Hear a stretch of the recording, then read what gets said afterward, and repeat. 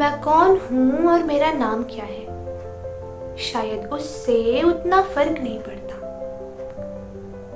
फर्क तो मुझे मेरे अस्तित्व से भी नहीं पड़ता है।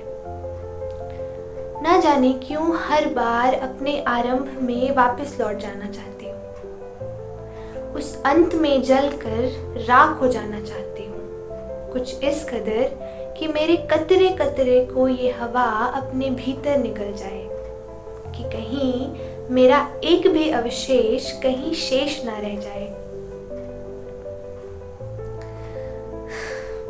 ना कहीं कभी मेरा नाम आए और ना कहीं कभी मेरा जिक्र हो। लेकिन देखो ना, आज भी जिंदा हूं मैं, अभी भी मेरा अस्तित्व है और इस वक्त मेरी सांसें चल रही हैं। लेकिन मुझे फर्क नहीं पड़ता जीने से, मुझे फर्क नहीं पड़ता मरने से। लेकिन वो जो है, जो कभी भी मेरे सामने नहीं आता, लेकिन हर वक्त मेरे आसपास ही मौजूद रहता है, आखिर कौन है वो और वो चाहता क्या है? शायद यही कि मैं अपने आरंभ में वापस लौट जाऊं, लेकिन तरीका उसका पेचीदा है बड़ा। साफ शब्दों में कहूं तो साक्षात समर्पण। तमाम कोशिशों के बाद भी जो रास्ता मैं चुनती हूँ वहाँ ये पहले से ही मौजूद होता है, मानो इसने सब कुछ पहले से ही देख रखा हो। इसने मुझे खुद से इस कदर बांध रखा है ताकि मैं हर उस चीज से अलग हो पाऊं जिसने मुझे खुद से बांध रखा है।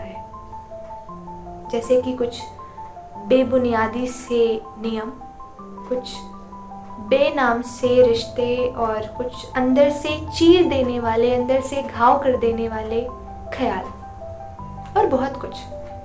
न जाने क्यों ऐसा मैं आजकल महसूस कर पा रही हूँ कि बहुत ज़्यादा फर्क नहीं रह गया है मेरे रहने और ना रहने में।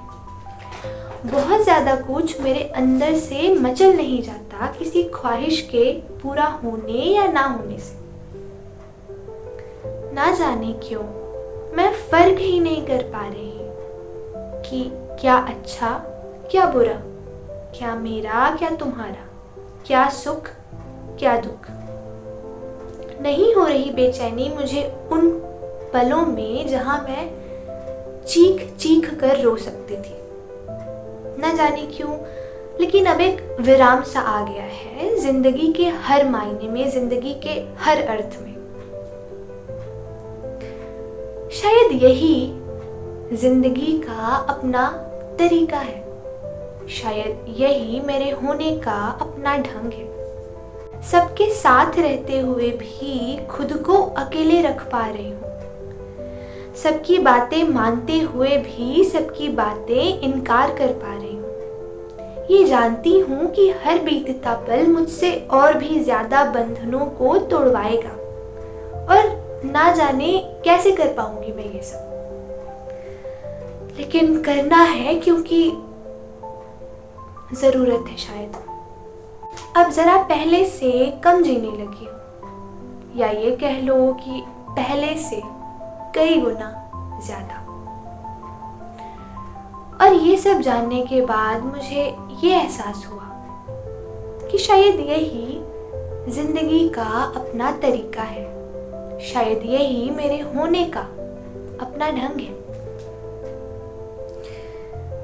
सबके साथ चल रही हूं लेकिन मंजिल बिल्कुल अलग है, शायद पेचीदा भी।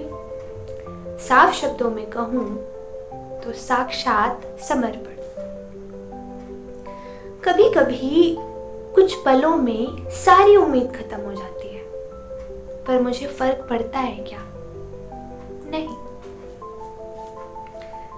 हर बीतता पल जिंदगी की गुत्थियों में कभी थोड़ा ज्यादा उलझा देता है, तो वहीं अगला पल आजादी के सबसे करीब ले जाकर के खड़ा कर देता है। अब धीरे धीरे मुझे खेल समझ में आ रहा है। कुछ नहीं, बहुत कुछ मेरे भीतर से थोड़ा थोड़ा करके, धीरे धीरे करके निकलता जा रहा है। हाँ, थोड़ी गलती तब हो जाती है जब मन लगने लग जाता है इस नएपन में भी। डर इस बात का है कि अगर मन लग गया तो यहीं कहीं ठहर जाऊंगी। इससे ज्यादा की ऊंचाई अगर अस्तित्व में होती होगी तो उसे भला कैसे छू पाऊंगी? भला मैं क्यों भागने लगी किसी ऊंचाई के पीछे? मैं कहाँ किसी से ऊपर और कहाँ किसी से नीचे? मुझे फर्क भी पड़ता है क्या? नहीं। लेकिन वो जो है जिसने मुझे खुद से बांध रखा है, मेरे अंत के बदले मुझसे वो ऊंचाई मांग रखा है। पहुंच भी पाऊंगी वहां कभी या रास्ते में ही दम तोड़ दूंगी?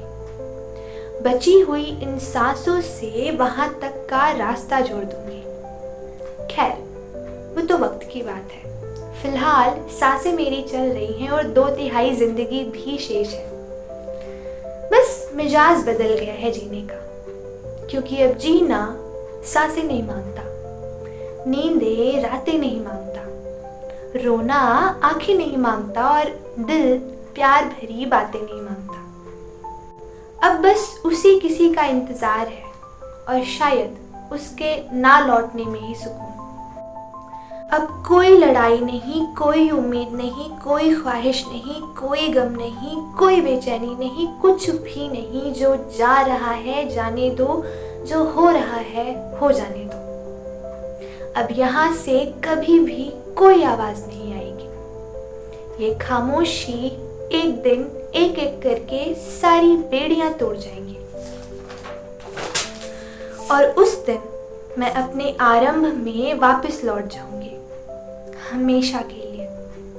अपने अंत की गवाही देते हुए यही कहूंगी कि अब मेरे अंदर कुछ भी नहीं बचा, बस एक शरीर है जिसका एक नाम है और एक पहचान। पर क्या वो मैं हूं? नहीं।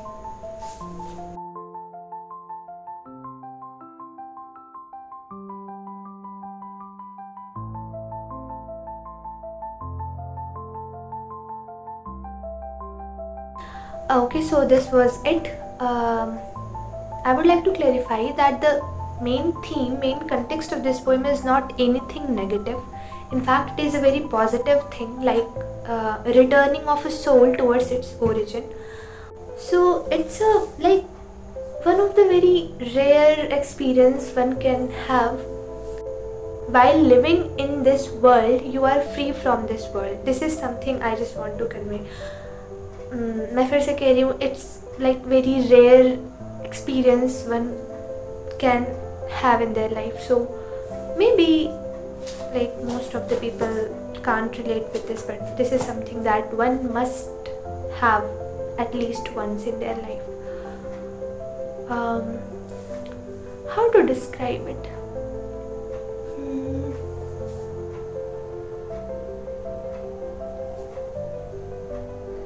Maybe you will understand it when the right time, your right time will come. That is something I just want to say. Thank you so much. Thank you so much.